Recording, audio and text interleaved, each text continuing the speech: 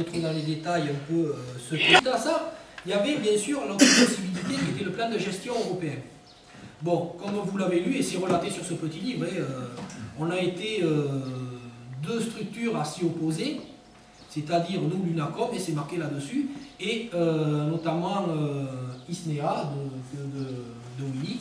On était les deux associations à pas vraiment.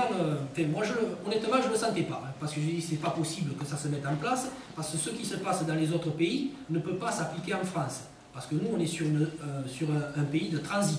C'est-à-dire qu'on est sur un pays où il y a un trajet aller et retour. Tandis que dans les autres pays, là-bas, les oies se sédentarisent et ça cause des dégâts, ça cause des destructions pour certaines cultures, ça cause des problèmes pour aux autour des aéroports, et ainsi de suite. Ça rentre dans le cadre de la directive. Mais ce cas de figure ne peut pas s'appliquer en France, puisque nous, les oies, hivernent, elles restent quelques temps, mais elles partent, voilà, elles ne se sédentarisent pas en France. Donc nous, ça ne peut pas s'appliquer. On est sous le couvert de l'article 7.4 de la directive. Donc il faut rester dans le domaine du possible. La seule solution qu'il y a, c'est ce que l'on présente, cette possibilité de déroger. Maintenant, après, il faut que tout le monde soit d'accord pour pouvoir aller jusqu'au bout. Parce que si on nous met des bâtons dans les roues, c'est sûr qu'on ne va pas avancer. Et il est sorti, notamment, il y a eu une réunion à Bonn, je pense que Louis a diffusé assez avec tout le monde, sur cette 6e réunion, je pense que tout le monde a dû le recevoir, sur la demande de moratoire, la reconduction du moratoire pour le courlis. Donc quand on a eu ça, bien sûr, effectivement, ça nous a un peu hérissé les poils. Et effectivement, quand on lit tout ce dossier, on voit qu'il demande pour 2018, c'est-à-dire que cette réunion, c'est tous les 3 ans.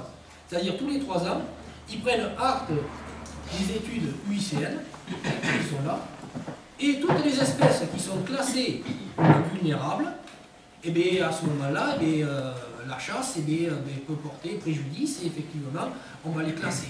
Donc c'est ce qui se passe. Alors ils veulent mettre le milouin en espèce protégée, faire un moratoire pour le vanneau, faire un moratoire pour le courlis, pour le chevalier gambette, ainsi de suite, pour les airs, pour ceci, pour cela, et c'est renouvelable tous les 3 ans. Alors il faut savoir que là, bon celui-là il est de 2012, et j'ai pas le 2015, il faut savoir que la sarcelle d'hiver est classée vulnérable en France, pas au niveau européen, la sarcelle d'été, et bien d'autres, j'ai marqué un peu, il y a toute une liste. Donc c'est pour vous dire ce qui nous attend par rapport à l'avenir.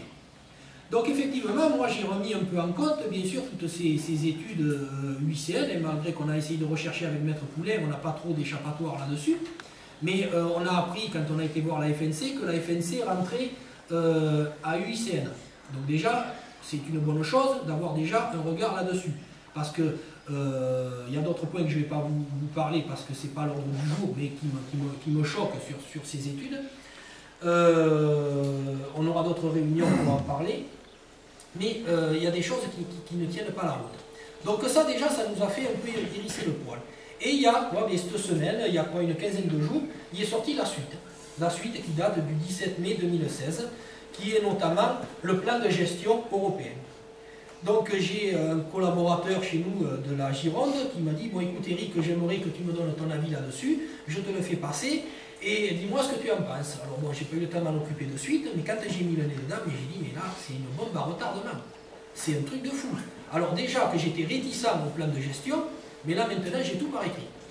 Donc là, ça ne peut plus durer, parce que déjà, l'ordre du budget, il faut savoir que c'est sur 3 ans, alors c'est à chaque fois reporté de 3 ans, mais c'est de l'ordre de 460 000 € par an, ce qui va nous faire 1 380 000 € sur 3 ans, pour au final même pas pouvoir peut-être chasser les oies. Parce qu'ils nous disent là-dedans, comme quoi il faut respecter la directive oiseaux, respecter la Convention de Berne et les accords internationaux.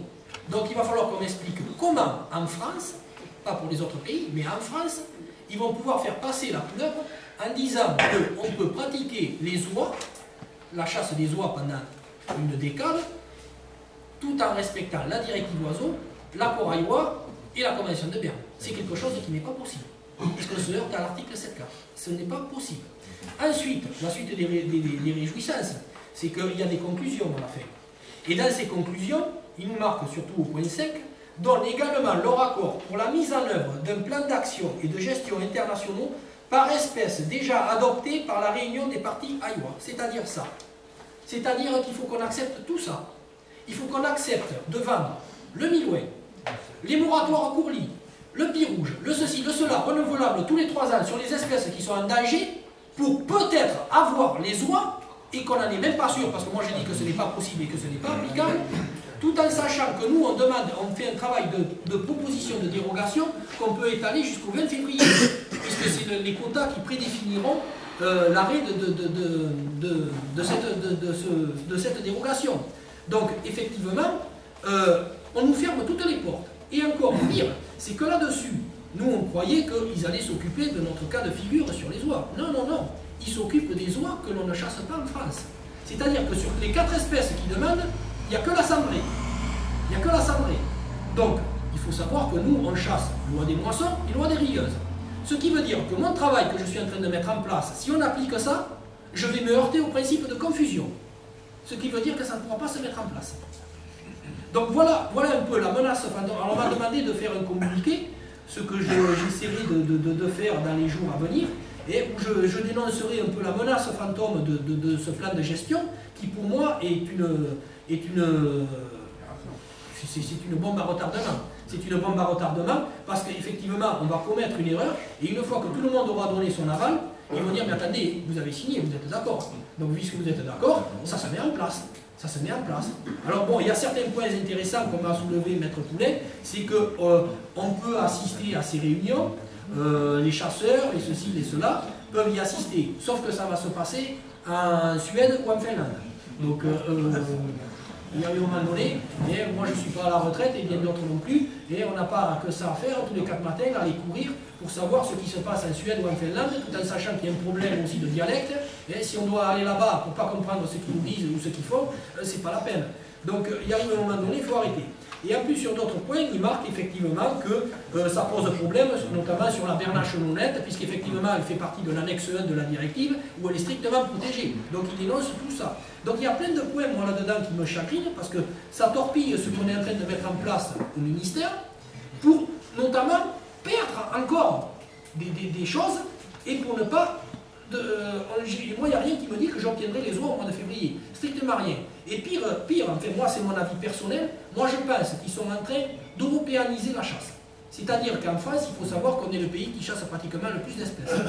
Et que dans ces autres pays du nord de l'Europe, ils ont que 5-6 espèces pour pouvoir chasser. Donc moi, je pense qu'ils sont en train de faire ça en disant, ben, on va européaniser la chasse, il y aura 5-6 espèces pour tout le monde, et basta. Et ça s'arrêtera là. Bon, ça c'est mon avis personnel, c'est mon analyse, ça ne regarde que moi. Mais je ne veux pas en arriver là, parce que je sais que tous les 3 ans, la messe va retentir, et ça sera toujours comme ça. Donc voilà, j'ai fait à peu près le tour, je vais laisser Maître Poulet pour vous expliquer ce qu'il a eu avec les échanges avec Mireille et Cendran, et puis après, bon, si vous